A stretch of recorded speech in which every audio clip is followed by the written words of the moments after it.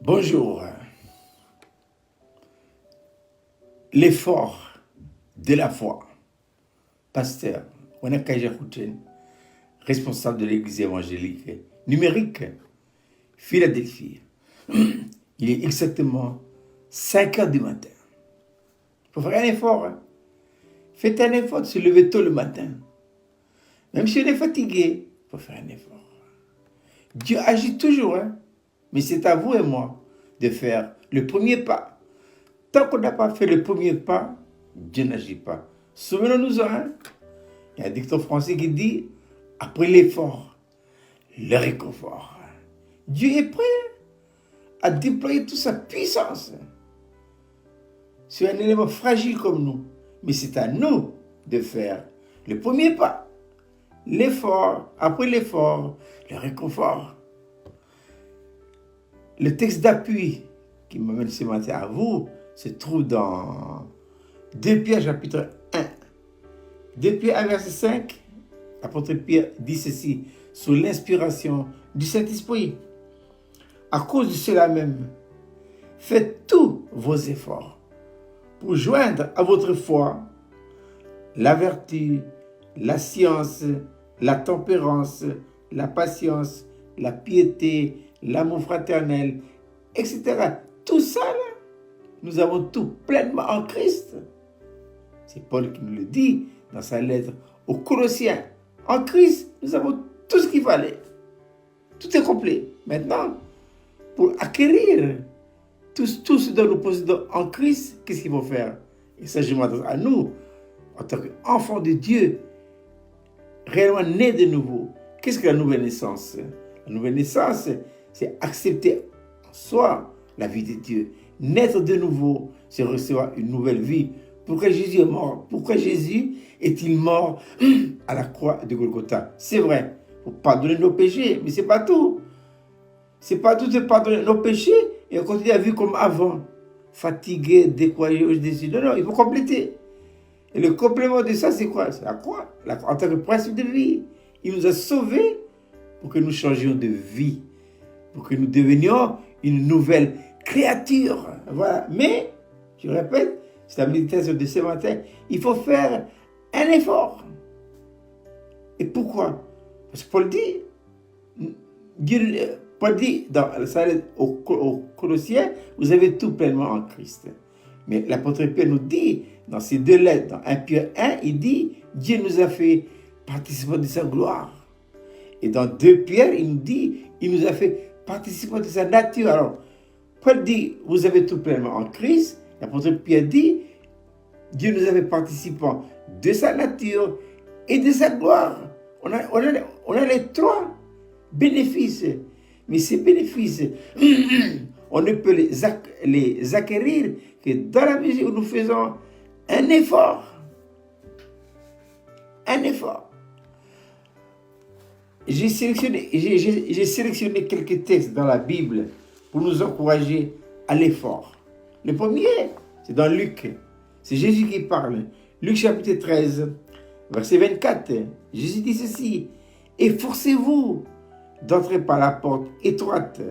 Quand je vous l'ai dit, beaucoup chercheront à y entrer et ne le pourront pas.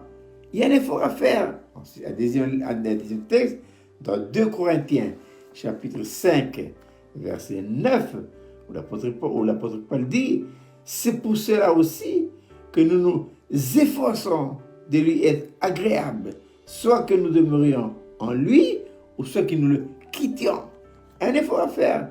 Un troisième lettre, c'est la lettre de l'apôtre Paul dans 2 Timothée chapitre 5, 2 Timothée chapitre 2 verset 15, Paul dit ici, efforce-toi de te présenter devant Dieu, à toujours un effort.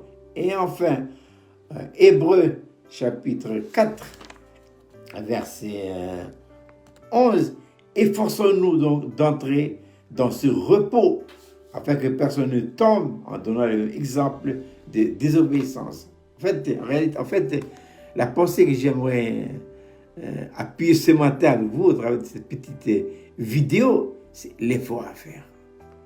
Après l'effort, le réconfort. Dieu n'agira pas tant qu'on n'a pas bougé. Il faut bouger. Je pense à l'histoire de cet homme qui est paralysé. Il a la main paralysée, sèche. Jésus lui a dit quoi? Il lui a dit, étends ta main. L'homme ne s'est pas posé la question en disant, mais comment je vais faire? Il a fait l'effort. Et le fait qu'il a fait l'effort, que sa main droite est devenue normale. Voilà. Il y a un effort à faire. Je ne sais pas quelle est votre situation ce matin. Vous êtes fatigué, ou découragé, ou déçu, parce que vous n'avez pas reçu ce que vous vouliez avoir. Qu'est-ce qu'il faut faire? Ne nous décourageons pas.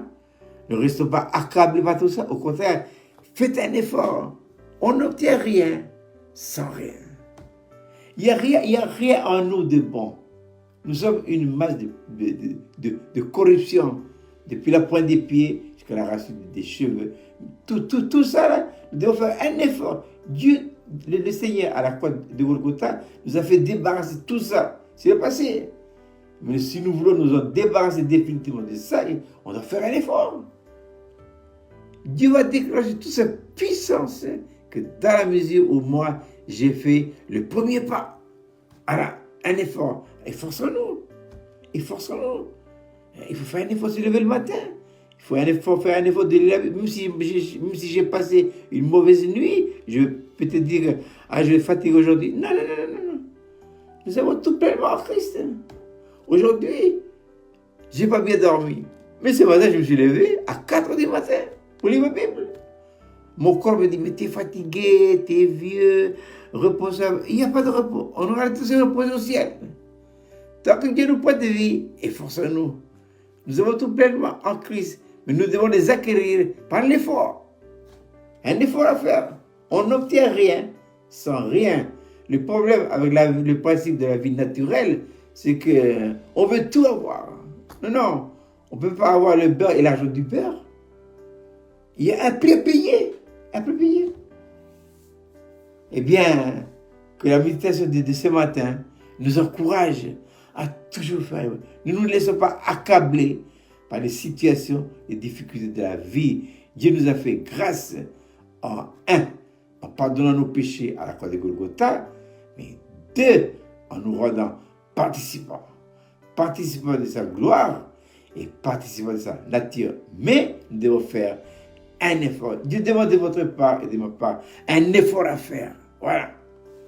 Et quand on a fait l'effort, Dieu nous réconforte en nous donnant tout ce qui est nécessaire. Pourquoi? Parce que nous avons tout pleinement en Christ. Et bien, je vous souhaite de passer une agréable journée. À bientôt.